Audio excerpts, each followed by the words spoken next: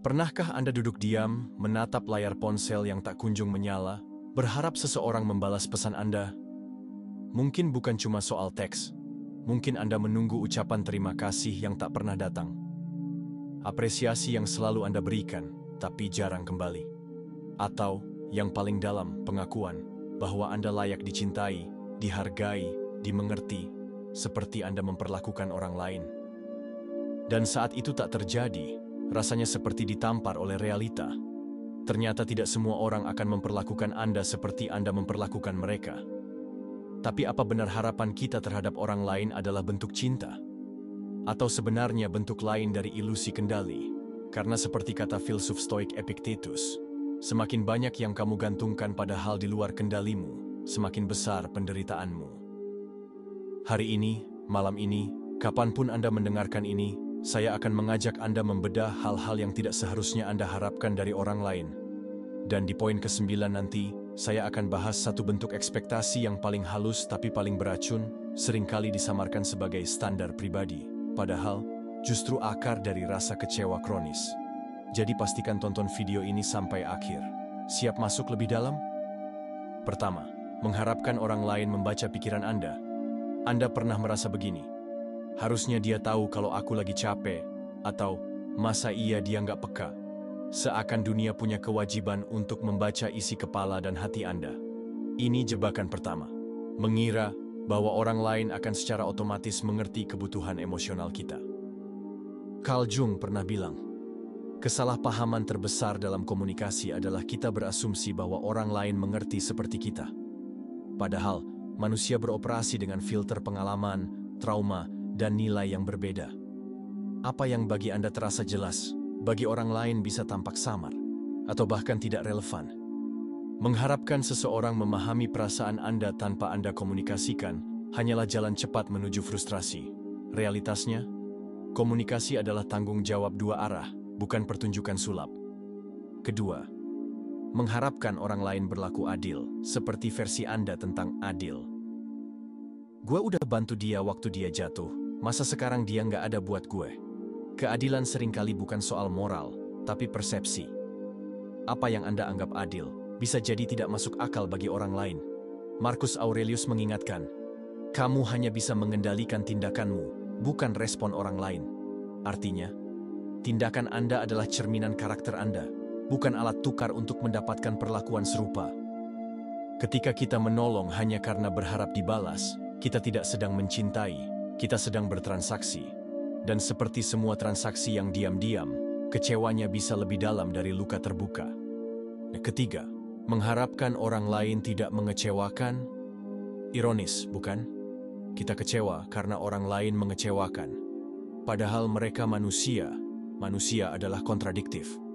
Mereka bisa mencintai dan menyakiti. Bisa berjanji dan lupa. Bisa terlihat bijak tapi bertindak bodoh. Kita pun begitu. Mengharapkan orang lain selalu benar, selalu konsisten, selalu ada, adalah bentuk idealisme yang mengabaikan sifat dasar manusia itu sendiri. Stoicisme tidak mengajarkan kita untuk sinis, tapi untuk waspada. Orang akan bersikap sebagaimana adanya, bukan sebagaimana kamu harapkan. Maka, persiapkan hatimu, bukan skenario yang tak realistis. Keempat, mengharapkan orang lain menyukai dirimu. Yang ini halus tapi mematikan. Kita ingin dicintai oleh semua orang, dari pasangan, teman, atasan, bahkan orang asing di internet. Kita mulai mengedit diri, menyensor opini, memalsukan ketulusan, semua demi disukai. Tapi Plato pernah mengatakan, mencoba menyenangkan semua orang hanyalah bentuk dari kehilangan diri. Saat Anda hidup untuk validasi orang lain, Anda sedang menggantungkan harga diri Anda pada cuaca eksternal. Berubah-ubah, tak bisa dikendalikan. Semakin Anda ingin disukai, semakin besar kemungkinan Anda akan merasa tidak cukup. Kelima, mengharapkan orang lain memahami perjuangan Anda. Kalau saja mereka tahu seberapa keras aku berusaha, ya, mungkin benar. Tapi apakah itu tugas mereka untuk tahu? Kita sering kecewa karena dunia tak memberi kita standing ovation atas hal-hal yang kita perjuangkan diam-diam. Tapi kenyataan pahitnya, perjuangan pribadi jarang terlihat dari luar. Bahkan seringkali, mereka hanya melihat hasil, bukan proses. Michel de Montaigne menulis, tak seorang pun tahu seberapa jauh perjalanan orang lain karena kita hanya menilai dari jarak yang tampak. Maka daripada menunggu orang lain memahami, lebih bijak membangun ketahanan batin. Tak semua hal harus dilihat agar menjadi berarti. Kalau Anda merasa poin-poin ini menampar kenyataan Anda selama ini, jangan lupa klik tombol subscribe sekarang, karena masih ada 4 poin lagi yang akan membuka lapisan ekspektasi yang lebih dalam dan tersembunyi. Keenam, mengharapkan orang lain minta maaf. Permintaan maaf adalah hal mulia. Tapi mengharapkan setiap orang yang menyakiti Anda akan menyesal dan kembali dengan permintaan maaf yang tulus, hanya akan memenjara Anda dalam masa lalu. Banyak orang melukai bukan karena sadar, tapi karena tidak tahu. Banyak yang salah, tapi tak merasa salah. Menunggu permintaan maaf dari mereka yang bahkan tak mengerti bahwa mereka menyakiti, itu seperti berdiri di tengah padang pasir, berharap hujan turun. Lepaskan harapan akan permintaan maaf. Maafkan, bukan karena mereka layak, tapi karena Anda layak merdeka dari luka. Ketujuh, mengharapkan orang lain menghargai batasanmu. Set boundary, kata para ahli. Tapi apa Anda pernah berpikir bahwa tak semua orang akan menghormatinya? Batasan bukanlah pagar ajaib. Anda harus menegakkannya, menjaganya, dan siap kehilangan orang-orang yang tidak mampu menghormatinya. Jung mengatakan bahwa individu yang matang adalah mereka yang berani kehilangan kenyamanan demi keutuhan diri. Jadi, jika Anda mengharapkan batasan Anda otomatis dihormati, Anda akan kecewa. Tapi jika Anda siap menegakkannya dengan tegas dan konsisten, Anda akan merasakan bentuk cinta diri paling tinggi, integritas. Kedelapan, mengharapkan orang lain konsisten.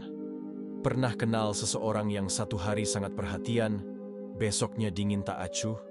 Konsistensi adalah keutamaan, tapi bukan semua orang melatihnya. Ekspektasi bahwa setiap orang akan selalu sama setiap hari adalah bentuk ilusi terhadap kestabilan yang tidak nyata. Bahkan diri Anda pun berubah. Filsuf Stoik Seneca menulis, kita mengarungi sungai yang sama tapi airnya tak pernah sama.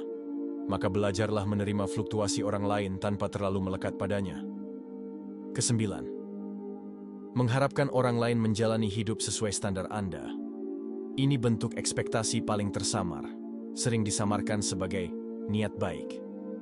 Kok dia masih kerja kayak gitu sih? Masa dia nggak investasi juga? Aku udah kasih saran, tapi dia tetap milih begitu. Anda frustrasi karena mereka tak memilih jalan seperti yang Anda anggap benar. Padahal, itu hidup mereka. Ego kita sering menipu kita untuk merasa superior dalam nama membantu. Tapi seperti kata Epictetus, jangan campur tangan pada hal yang bukan milikmu. Saran bisa ditawarkan, tapi keputusan tetap hak mereka. Mengharapkan mereka mengikuti arah Anda adalah bentuk kontrol terselubung. Jadi apa artinya semua ini? Artinya, semakin banyak yang Anda harapkan dari luar diri, pengertian, validasi, rasa terima kasih, perlakuan adil, bahkan perubahan sikap seseorang, semakin besar ruang di dalam diri Anda yang rentan hancur ketika kenyataan tak sesuai harapan, dan itulah sumber kekecewaan.